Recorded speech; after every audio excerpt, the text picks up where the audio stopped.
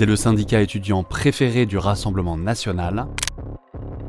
C'est même un vivier de recrutement pour le parti de Marine Le Pen et Jordan Bardella. Mais derrière une image d'organisation patriote et lisse, on retrouve des militants radicaux et violents qui jouent les gros bras en manif, qui agressent des journalistes et des militants de gauche. Je savais que là, littéralement, c'était ma vie qui était en jeu. Ce syndicat, c'est la cocarde étudiante. Depuis un an, on a bossé à Street Press sur une cartographie qui répertorie les sections locales de la cocarde présentes en France, comme tous les autres groupuscules d'extrême droite radicale. Cette vidéo, c'est la dernière d'une série de 4 consacrée à ce travail. Je vous ai déjà parlé de la bataille de l'extrême droite en Bretagne et des fight clubs néo-nazis. Si vous ne les avez pas encore vues, elles sont toujours dispo sur notre chaîne et n'oubliez pas de vous abonner.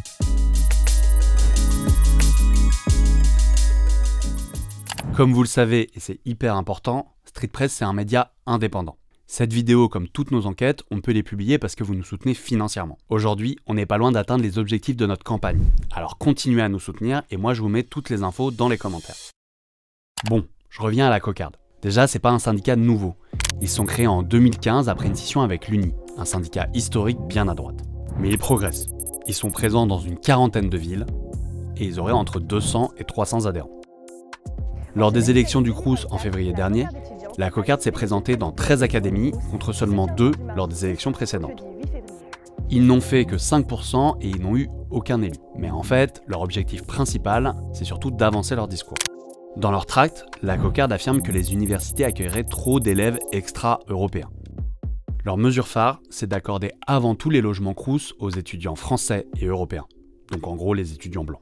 De nombreux étudiants sont en situation de précarité, ont du mal à se loger et n'ont pas forcément les moyens de se nourrir, tandis que les étudiants étrangers sont favorisés. Nous devons mettre un terme à cette situation. Bon, déjà en France, un seul étudiant sur 10 est étranger, qu'il soit européen ou non. Mais surtout, cette position, elle vous rappelle pas quelque chose ? Eh oui, c'est le concept de préférence nationale, porté par le Front National depuis plus de 40 ans. Je vais vous parler de priorité nationale. En général, on fait où ? Sur notre territoire national, le travail en priorité aux fils et aux filles de France. Et ça, c'est pas une coïncidence. Dès le début de sa création, la cocarde est liée au RN. Elle, c'est Marie-Lou Magal. Elle est journaliste à l'Express et elle a coécrit un livre sur la nouvelle génération de l'extrême droite. Ce qui est drôle, c'est que la première réunion de la cocarde, donc c'est en 2016. À l'époque, on a Pierre Gentillet qui initie le mouvement, qui deviendra plus tard candidat du RN pour les législatives en 2024. On a Alexandre Loubec qui est aujourd'hui député RN et on a Gaëtan Dussaucet qui est à l'époque président des Jeunes FN et aujourd'hui député RN.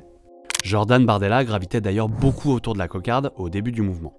Pierre Gentillet lui présentera un peu plus tard Pierre Romain-Thionnet et Luc Lahalle, qui seront à la fois des cadres dirigeants de la cocarde et qui deviendront ses assistants parlementaires. C'est pour ça que je parlais un peu de cocarde connection, parce qu'au fur et à mesure, la cocarde va servir de vivier de recrutement pour le RN qui, à l'époque, a du mal à trouver des profils comme ça, jeunes, qui font des études, un peu capés, capables de faire des fiches de lecture, de rédiger des argumentaires. La preuve, en 2024, l'acolyte de Jordan Bardella, Pierre Romain-Thionnet, est devenu député européen, tout comme Manon Bouquin qui est passé de la cocarde à l'Assemblée nationale. Et d'autres deviennent assistants parlementaires comme Vianney van der Scher. Lui, c'est l'ex-président de la cocarde et je vais vous en reparler un peu plus tard. La cocarde et le RN ont eu la même évolution politique. Il y a le même basculement qu'on observe à la fois au sein de la cocarde et du FN puis du RN. En 2015, quand la cocarde se crée, le FN et la cocarde sont très souverainistes. L'idée, c'est de lutter contre l'Union européenne. C'est le moment du Brexit, de Philippot, FN, etc.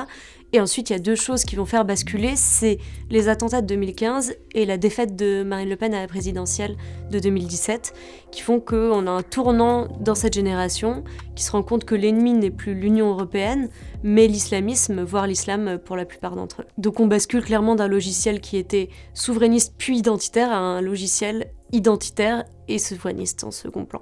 La cocarde, c'est vraiment comme le RN. Ils luttent tous les deux contre l'appellation d'extrême droite et veulent se montrer respectables. Mais comme le RN, derrière le vernis, on retrouve des militants radicaux et violents. Et là, la liste est longue. En 2019, Fiorina Ligné est prise en photo en train de prier devant une croix gammée dessinée sur une plage. La même année, Clara Bull est-elle photographiée en train de faire un salut nazi. À ce moment-là, les deux femmes fréquentent la cocarde Amiens. On les voit ici, sur cette photo de février 2019, à une réunion. Je continue. En mai 2022, les deux anciens présidents de la cocarde, Luc Lahalle et Vianney van der Scher, sont en voyage en Italie. Ils sont filmés en train de s'amuser des saluts fascistes de leurs camarades du Fouane. C'est la branche universitaire du parti de la première ministre italienne, Giorgia Meloni. Sur la vidéo, il y a aussi Julien Craviec, un militant de longue date de la cocarde, qui effectue un salut nazi, ici.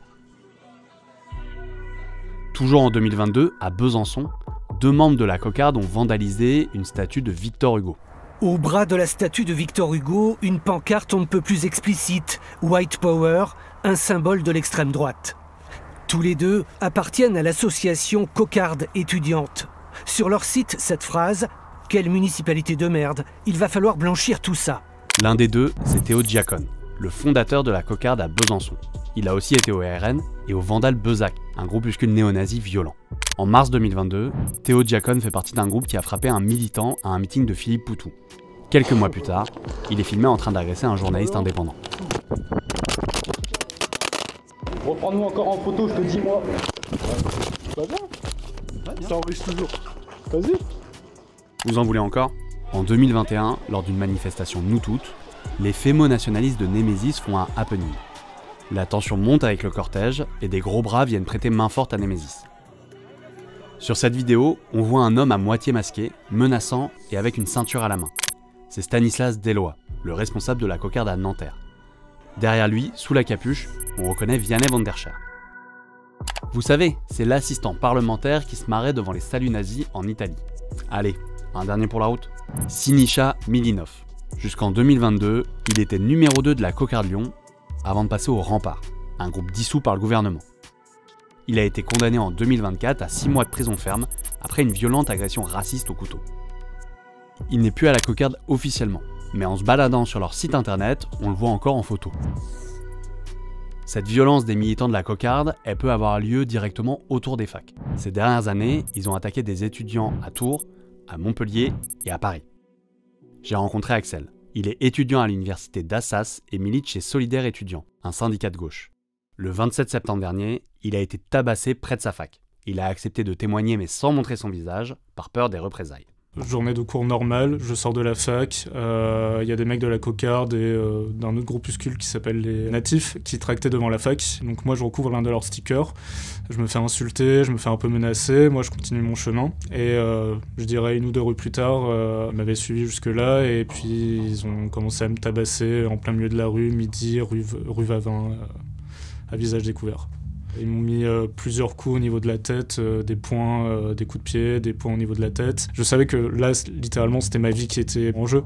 Lors du tabassage, les deux militants ont reproché à Axel d'avoir recouvert les stickers de la cocarde. Lui, il n'a pas reconnu ses agresseurs et il en garde des grosses séquelles. Concrètement, physiquement, j'ai eu du coup 4 points de suture au niveau de la lèvre, j'ai eu 2 dents cassées, j'ai eu plusieurs hématomes au niveau du visage, au niveau du corps.